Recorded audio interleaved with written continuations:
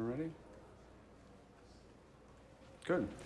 Well, good afternoon, everyone. Thanks for your attendance today. My name is State Representative Ryan Spain. I live in Peoria, represent the 73rd Legislative District in the Illinois House. We're here to talk about taxes, and we've entered the time of the legislative cycle with about 2.5 weeks to go, where proposals begin to gain steam throughout the building here in the Capitol in Springfield. Last week, progressive groups floated a proposal for $6 billion in new taxes in our state. And this week, a new emerging and potentially catastrophic proposal is being floated to fund the Brandon Johnson bailout for Chicago Transit Authority to the tune of more than $1 billion. And that is a new tax in Illinois on services, the services that families use all throughout our state. So as you know, our current sales tax for the state of Illinois is based predominantly on goods. It's taxed at a rate of 6.25%. New proposals that are being floated this week contemplate expanding now that same 6.25% tax to services throughout the state of Illinois. It would be a massive infusion and increase of taxes upon families all throughout our state. What are the services that could be included in a massive sales tax increase? They could be potentially a very long list. Sales taxes that families throughout the state of Illinois are needing would be required to pay going forward. You can make any adjustments so that we can. Oh, great. Oh, good one.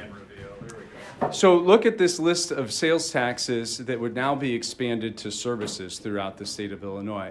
It's massive. And so things like streaming services on TV, landscaping services, employment services, repair services. There is a long, long list of things that now our families would be on the hook for going forward throughout the state of Illinois. And it makes an impact on small businesses as well that are responsible for performing these important services throughout all parts of the state of Illinois. So today we're here to raise awareness about this particular important change that is a late-breaking item for negotiation in this legislative session and is being floated as a way to come to the rescue and bail out the operational subsidy that is needed for transit services in the Chicagoland area. When we talk about this type of impact, we know that things can be very fluid moving through the end of the legislative session. And what we need to do now is raise awareness to families throughout the state of Illinois, to hardworking taxpayers, to businesses that perform these vital services in all corners of the state. We want you to be on alert. It is time for taxpayers to guard your wallet in the state of Illinois. We are already taxed to the max. And now we know that that tax burden, which is already the highest in the country, could potentially get much, much longer, as you see here. Today we're joined with very little notice because this is a late-breaking item that we learned about just yesterday with some business owners here in the Springfield area. They were contacted last night or early this morning and have agreed to join us to really promote the need to stop the tax on services in the state of Illinois. We encourage viewers to go to the website stopilservicetax.com to make sure that you are registered for alerts and can receive updates so that we can work together to defeat this massive tax increase that will cost billions of dollars for families and businesses in the state of Illinois. Today, we'll hear from a few of the business owners that would be impacted, and more importantly, their customers, the Illinois taxpayers that would be impacted. I'll first begin with Dean Graven, who has twice served as the chairman of the State Home Builders Association and currently runs Dean's Landscaping and Handyman Services here in the Springfield area. Dean, I'll turn it over. There you are, Dean. It's over to you. Thank you, sir. Thanks. Yes, my name's Dean Graven, owner-operator of Dean's Landscaping and Handyman Service. But I've been with the Home Builders for 43 years, and I want to thank Representative Spain very much, because I've been down this road one other time with another governor, and the service tax is not a good idea. A new service tax is a terrible impact on the housing. In Illinois, we talk about affordable housing. This makes housing unaffordable. It's just not going to work. Home builders rely on so many services: plumbers, electricians, drywallers, painters, the list goes on and on. Every time we call for a service, who's going to pay for it? The consumer. I think the consumer tax is one that would take our state to, we're now 47th in the nation in home construction. We'll go to last place. We don't need this. I want our associate elected officials to know that bringing and reducing costs should be the focus, not increasing the cost on home ownership or even for renters. They call it revenue. Us normal people call it taxes. We've got to stop taxing us. We cannot survive.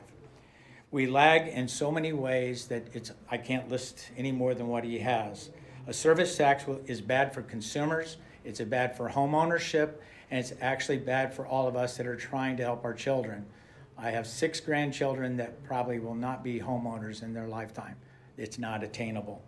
So I commend this group, Representative Spain. We need to stop this, and I will go through the state home builders and our local associations throughout the state to help reduce and stop this tax. I'll turn this over to Carla. Good afternoon. My name is Kayla Edwards, and I'm one of the franchise partners for Express Employment Professionals in Springfield, Bloomington, and Jacksonville, Illinois. I want to thank Deputy Republican Leader Ryan Spain and Representative Joe Sanowski for hosting this press conference and inviting me to speak about the dire implications that a sales tax on services would have for businesses across Illinois. Every year, thousands of businesses and tens of thousands of people across Illinois rely on the services provided by temporary staffing firms like mine, who connect people to jobs and connect employers to their workforce.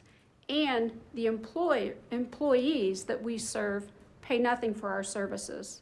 We operate on thin margins. Adding a new tax on top of the various regulatory burdens that already exist in Illinois will literally cripple the Illinois staffing industry and those who rely on our services. The proposal I've seen for this tax says it will cover all employment and executive search agencies. This doesn't include the temporary staffing services that would be the broadest possible meaning and encompass employment services for long-term jobs as well. Small, medium, and large employers, including nonprofits and government agencies, rely on employment services like these. The state of Illinois agencies are one of the largest users of temporary staffing in our state, so this will have an impact on each of them. This tax will dramatically raise the cost of doing business, force employers to close or leave Illinois, and cost jobs across industries. This is not good for the people, this is not good for the workforce, and it will be a blow to Illinois' economy. This is not good for business, and this is not good for families. Please reject this tax service. Thank you, and I will turn it over to Jack Geiser. Good afternoon. My name is Jack Geiser. I own Clean Cut Painting and Handyman here in Springfield. Just had a couple points to talk about on this subject. I think that first and foremost, this is definitely going to have a huge impact on small business and working class trades. We see how this directly targets blue-collar service providers. So whether you're a painter, electrician, or one of the many listed here on this list here below me. So it's just people who work with their hands for a living. Most of us aren't huge corporations. We're local employers trying to stay afloat. This tax punishes Main Street, not Wall Street. It increases costs for working families as well. So the average homeowner will not pay 6% more to maintain their home. That's a new tax on roof, fences, decks, drywall repairs, painting, and more. It discourages families from fixing safety issues in their homes or keeping their homes in good shape in general. And this also drives work underground as well. It's important to note that people will avoid hiring legitimate contractors to dodge that tax. Meaning that they're going to hire unlicensed contractors or cash-only workers, which leads to dangerous, unregulated market and puts licensed insured companies out of business. This kills job creation in the trades, so many of us are hiring, training, and growing the next generation of skilled laborers.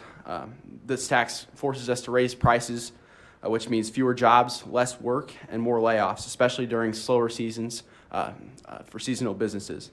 And we're also getting double taxed in some ways.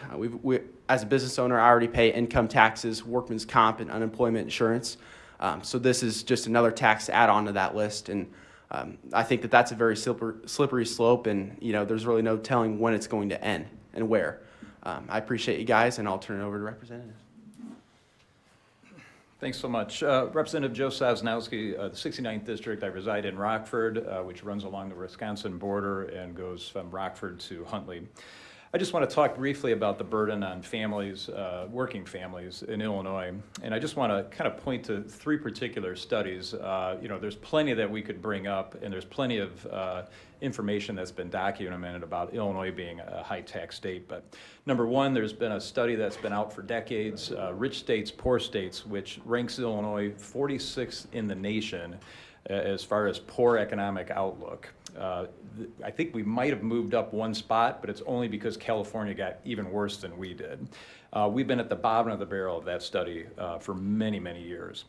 Nonpartisan Tax Foundation 2025 State Business Tax Climate Index ranks Illinois at the bottom quarter of states in the categories of sales tax, property tax, corporate tax, unemployment insurance taxes. All things that cost average families and businesses more money than other states. And then finally, a recent Wallet Hub report released this spring. Illinois' taxes in 2025 will cost the average household $13,000 or 16.5% of their annual income, one of the highest in the nation. And of course, property taxes, number 2 in the nation, the highest. Even Speaker Welch has realized we have problems. In a recent interview, he referred to his party as the tax and spend Democrats. He understands that we're taxing Illinois residents too much, and we've got to stop. Illinois families can't afford, and they should not have to pay an additional service tax on these things. As these folks all mentioned so eloquently before me, this is an extremely high cost. And if we look at an average family of 4, this could easily cost into the thousands of dollars in additional costs for an average family in Illinois. Under the last 6 years of the J.B. Pritzker administration, the state budget has exploded. We've gone from $39 billion in revenue to more than $53 billion and almost $54 billion in this year's upcoming budget. It is not a revenue problem in Illinois. It is a priority and spending problem, and that's our money is going out the door. One example that I've harped on over and over, and I think colleagues from both sides of the aisle understand this, but we are paying things like non-resident health care to the tune of nearly $3 billion now that we've put into not just health care, but non-resident services. These are extremely high costs. The health services that we pay for now have no deductible, no premium, no out-of-pocket costs, better than any health plan anybody in the state of Illinois has. We've got to cut back on things like that, runaway spending.